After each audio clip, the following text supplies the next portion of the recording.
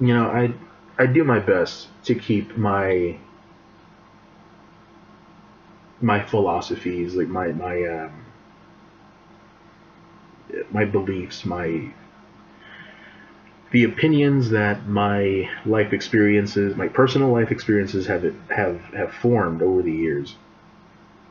And I try not to talk about them too much because everybody makes everything like political, or they people just get really offended really easily, and I don't typically like to say things that are like kind of controversial, but I feel like I have to come out and say it. Um, this is the way that I see it, and if you disagree, then feel free to comment down below about why you think this is wrong according to my maybe it's just my upbringing too. I believe it's still too hot outside. It's like 103 degrees today. It's too many degrees outside. Cheese and rice. I mean, why? For what? It doesn't matter. None of this matters.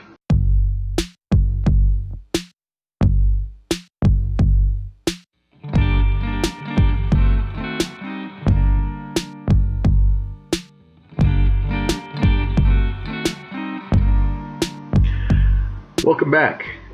So today I'm doing another entry in my sketchbook project. Today I'm going to be using gouache. Let's see here. I don't know how much. Yeah, gouache. So I like this brand, Arteza. Whoa, what happened? Like I had just brushed my hair back, and all of a sudden I'm a drunkard. So I've used gouache in the past. If you're not familiar with gouache, it's like it's close to watercolor, but it works basically like acrylic paint, but it's meant to be diluted with water to achieve different types of effects and stuff like that. There's an upside and a downside to acrylic paint. The upside is you can um, use it to cover up your mistakes. Like if you like just way off, you missed, you color outside the line or something. Don't worry about it. You can cover it up with the next layer of paint, and it's completely opaque. It's plastic, so it just goes right over it, and you can't tell. The downside to it is that it dries really fast. It can get kind of muddy if you try to mix it at the wrong state. It doesn't, it kind of marbles, if you know what I mean. Like if you've ever seen like a marble countertop, you know how it looks kind of like run through there, but not mixed together. Like the colors aren't mixed together. That's what I mean. So like if you don't mix it fast enough, it kind of does that, and you get like weird muddy colors sometimes, or you just get like weird streaks in there. Watercolor, and the reason I'm giving you the pros and cons because this is actually a mixture of both watercolor and acrylic paints. Watercolor, the bright side of watercolor is you can mix colors really easily. In fact, sometimes a little too easy, right? Like if it's even a little bit damp, that color is going to mix. It's not just going to go over it. The downside is if you make a mistake, you're going to have to do a lot of work to cover that up, to like either sponge out that watercolor, or use whiteout or something like that. Watercolor is not inherently opaque. It doesn't just kind of go over. You can't really cover your mistakes very easily. Gouache does half and half. So gouache, you can use it to cover up your mistakes like you would with acrylic. But the problem is if you add a little bit too much water to kind of be opaque, it thinks that what you mean is, oh, you want me to mix with the color beneath me because it's still technically watercolor. It doesn't become plastic. So you get like these weird colors sometimes, and you get muddy very quickly with gouache if you're not careful. I am usually not careful, and I tend to get muddy colors. So we're gonna try this out today. I'm very excited. I'm really nervous. I have an image in mind for this particular piece, this next page, but I want to cover something else really quickly with you guys. Back when I was in college, as a matter of fact, I didn't think about it, behind me. So, yeah, all right. So when I was in college, I started doing this process, um, and it was called something, I'm sure. I don't know if I ever gave it a name. I didn't name it because I just assumed that people were doing this before, like long before me, almost probably at the creation of Photoshop. Um, so I was like, I don't actually know what it's called. I just found this process naturally, like through my own work. And here's what it is. I'll take a photograph of whatever. Usually it's of the my view during a thunderstorm or something like that while I'm driving. There's something really beautiful about the reflective streets, the almost frosted looking windshield, and the way the lights are just going crazy, refracting and reflecting off of all of the surfaces. But then there's just really deep blacks, just kind of floating around. Here's the thing, normally I can't paint that because I don't know what I'm seeing. Colorblind, by the way, I don't know if you know this. So because I'm colorblind, I have trouble seeing those particular colors, and it's a little tricky for me to understand how to approach that. So what I did was I popped it in Photoshop and I inverted the colors. I can see cool colors relatively easily, but like with my understanding of color theory, right? Like I'm able to kind of figure out going back and forth between the cool colors and the warm colors. And so logically, this right here is going to be more of a, if I invert the colors, what looks like a warm color and it translates to a cool blue color, I'm like, oh, okay, that blue seems to be leaning towards green, so the warm color must have been leaning more towards red if it's the inverted version of that. So it inverts both the hue and the tone of the color. So let's say that right there is actually very bright whenever you invert that entire color scheme. So I told my professor this during one of my critiques, and I was like, so this is my process. I paint the inverted color, and then what I'll do is I'll take a picture of my painting, pop that back into Photoshop, invert the colors again to get an approximation of the original photo. Now that's a lot of work, but it's something that I have to do in order just to get what a normal eye functioning person would probably be able to do on just from one picture to painting. So my art piece was more about the process. It was less about the end result, and well, it was probably about 50-50. Half of it was like how I got to the end, and then the other half of my my art piece would be the process that I took to get there, the road I took to get there. And my professor, she looked me straight in the eye, and she's been, a professor of art for 1,000 years. I don't know, a while. I'll never forget this. She looked at me, and she said, "What?"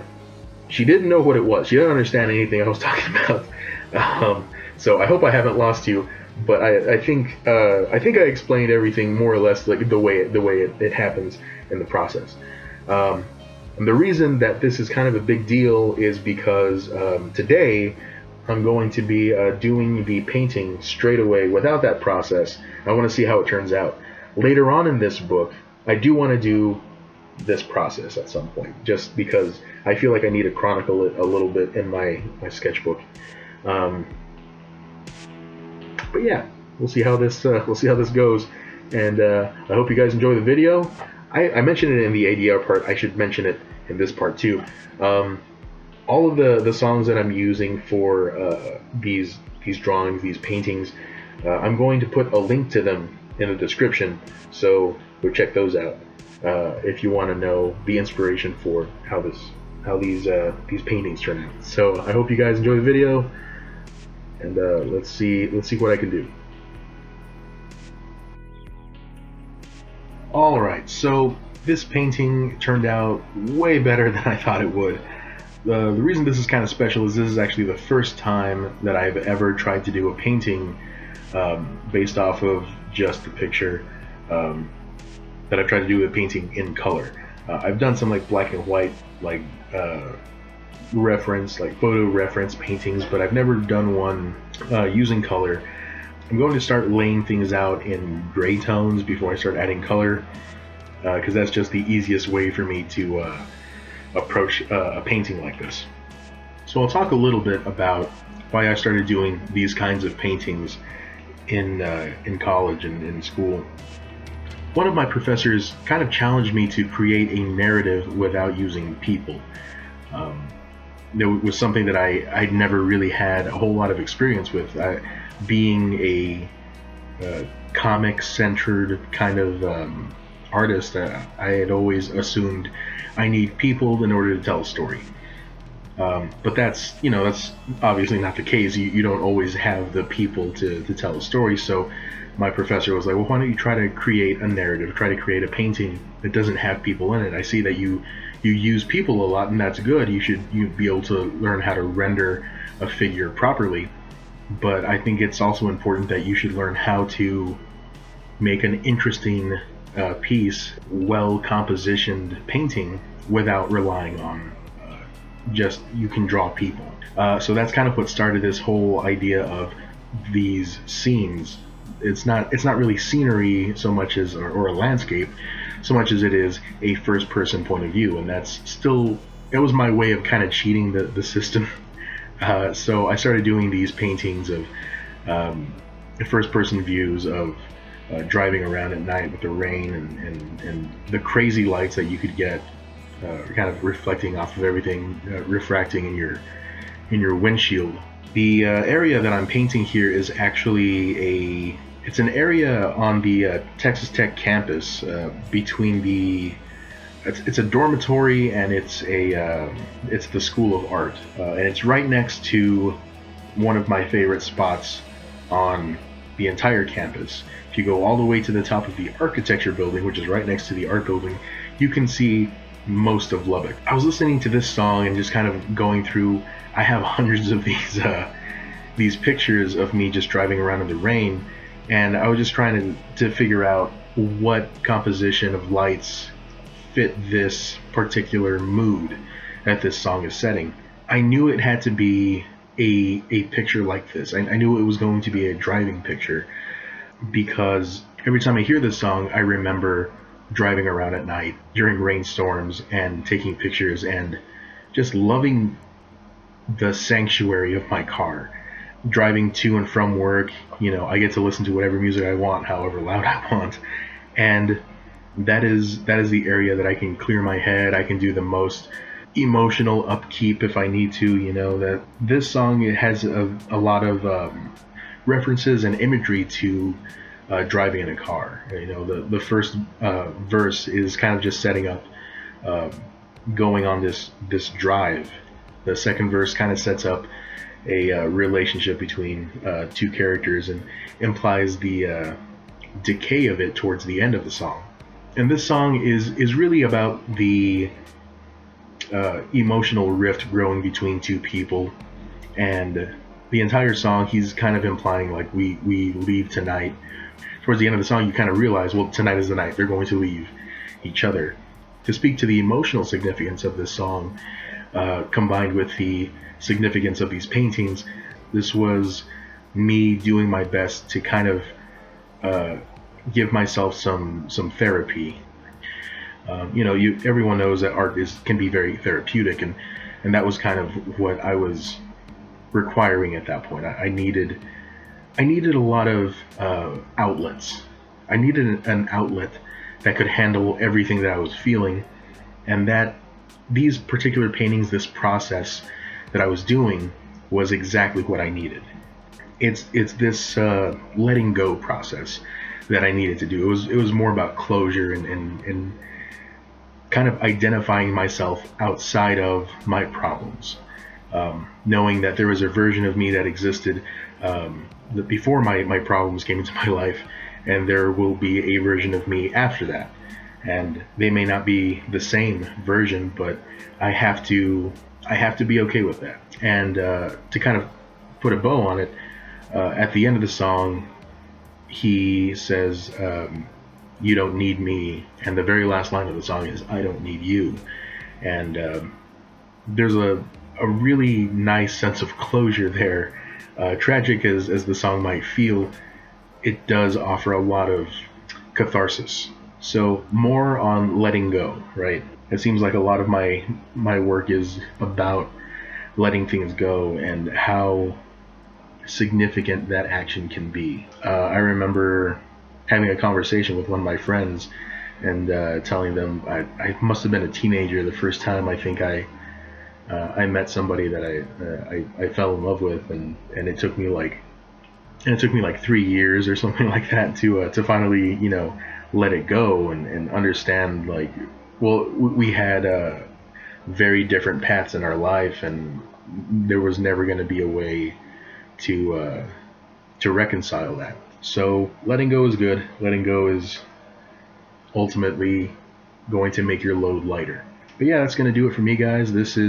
I'm pretty happy with the way this came out. I hope you are too. Let me know what you guys think in the comments. And my question for the week is, what is your sanctuary? Where do you find yourself going? What do you find yourself doing when you need to clear your head? When you just kind of need to step away from your own problems, step out of your life, and maybe not necessarily entirely for the escapism, but maybe a place that you find you go to analyze things a bit more logically, to kind of step out of yourself. Don't forget to check out the song in the description. Thanks for watching. Thanks for coming along for the ride.